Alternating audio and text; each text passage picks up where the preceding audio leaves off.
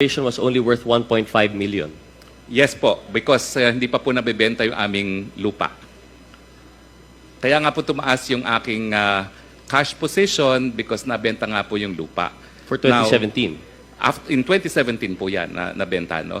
So, This is period covering up to December 2017, Mr. Chair. So at the end of 2017, all transactions for 2017 should have been reflected. And yet, after the sale of land in 2017, 1.5 million lang po yung worth of Biancham, which you claim is the vessel in which you have used to invest in FHBMC worth 35 million in addition to 60 million in cash and 125 million in advances. Mr. Chair, your testimony does not make any sense. well, it does po, no? Because as I said, pag bumibili naman pa ng lupa, hindi naman cash lahat yan.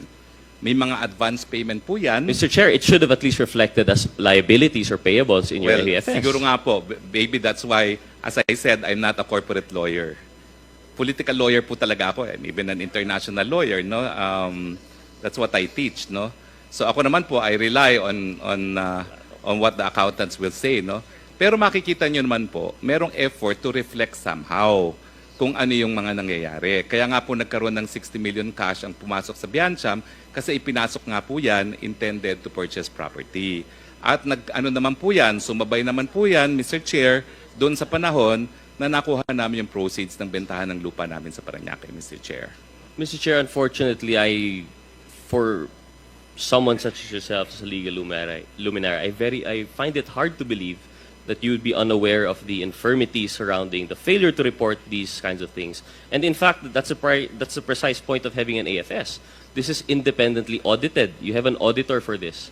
So how come you're able to deal willy-nilly left and right between FHBMC, Biancham, together with Green Mile, yet it is not properly reflected? And even if we say it's reflected eventually, you always say that it's going to be fixed in the future. I hope you understand, Mr. Chair, the frustration of how it's very hard to make sense of the story. Because, Mr. Chair, as properly as Chairman Ace mentioned, why we want to look into this, and as I mentioned, why we have to look into your family matters. It's easy to claim yung pamilya po namin nagbenta ng property. It's easy to claim that this property was, this proceeds were used in investing here. But for as long as hindi po siya natatrace sa money trail, I don't know if the committee will accept the explanation na aayusin po namin yan later on. Or aayusin po namin yung cash flow investment. Because, Mr. Chair, the most glaring, the most obvious, easily, with an investment of 60 million in cash, which your AFS already mentioned was in subscription, not in FBHMC, but in Biancham itself. For the succeeding GIS, 12.5 million pa rin po yung shares ninyo. Hindi naman po siya nag-increase by 60 million. So there seems to be a disconnect. And Mr. Chair, let me connect this now. If I may conclude, Mr. Chair, I'm sure you and I both are very confused with the allegations. I think, Mr. Chair, what I'm trying to drive at here is that there seems to be some great confusion with the finances. Might not be necessarily of Mr. Attorney Harry Roque, but at least of Biancham, which is alarmingly related in a way, at least with PH2. And why do I say alarming? Mr. Chair, I'd like to bring this back po, no? Yung nabanggit po natin dati. Yung sa previous hearings, which I think, as the Quadcom, as the successor of those individual hearings, we can take notice po of the facts that are mentioned. And I'd like to mention these facts, and I'd like to ask Mr. Roque his thoughts on this as a summary po, no, to really put into light why we're asking these questions. Number one, Attorney Harry Roque represented over LS 99, Lucky South 99 property. Mr. Chair, I did not.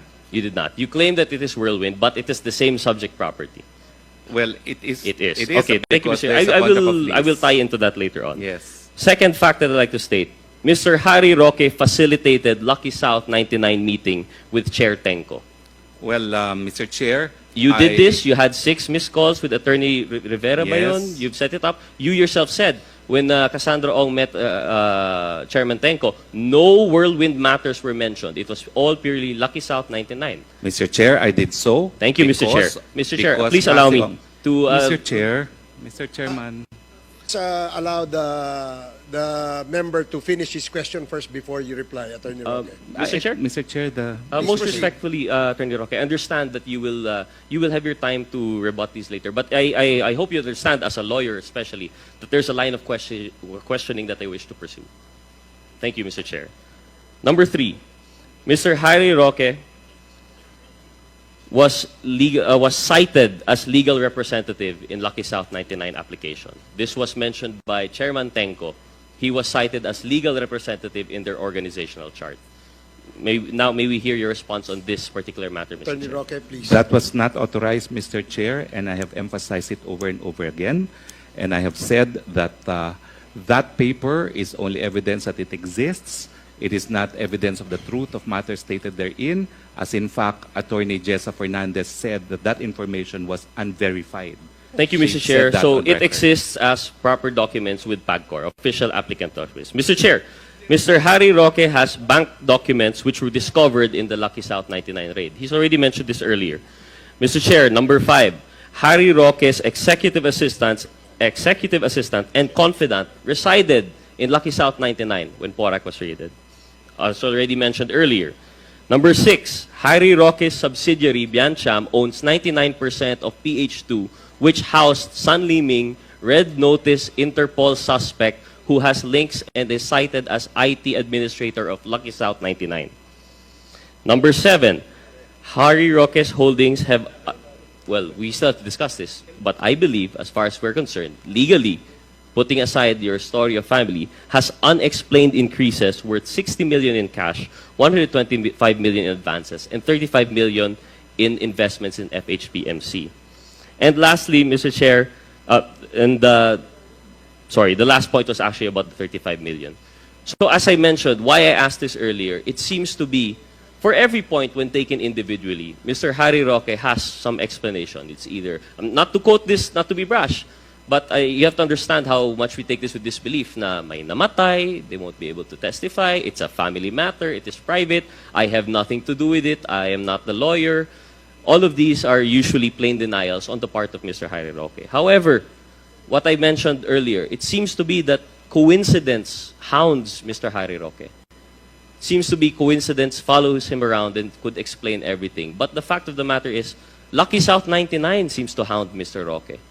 As I mentioned it, he has been representing over the property subject by Lucky South 99. His executive assistant lived in the compound of Lucky South 99 despite living an hour away from the aviation school in Clark.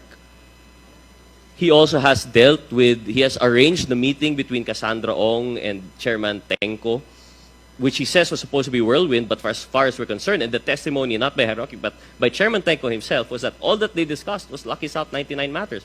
And the list goes on and on, the back documents found there. It is mentioned that it's because it is memorabilia of his EA.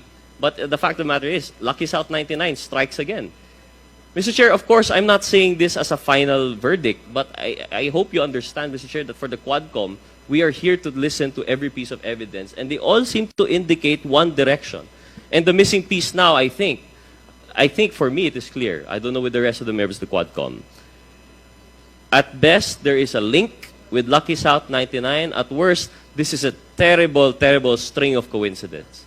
But one thing that we should ascertain from this point on, why I was reserving my comment for the motion by Congresswoman Luistro to request for the documents of the trust, for the documents regarding the family matters of Mr. Roque. While we understand the want for privacy, Mr. Chair, these coincidences seem like more than just coincidences. And the missing link now, if we see that there's a link with Lucky South 99, the question now is that we have to verify. How do we explain these, supposedly, as far as I'm concerned, unexplained increases through his subsidiaries and through his companies? So I think, Mr. Chair, that should be the direction, at least for the portion regarding Mr. Harry Roque. And actually, Mr. Chair, I still had some questions regarding the leases, regarding Ms. Paterna and his relation with Harry Roque, and we have other questions regarding Lucky South 99. But seeing as we have been now at this hearing for 7 hours, I think I would like to yield to the other interpellators in the hall. Thank you very much, Mr. Chair. Thank you, Attorney Roque, for the indulgence.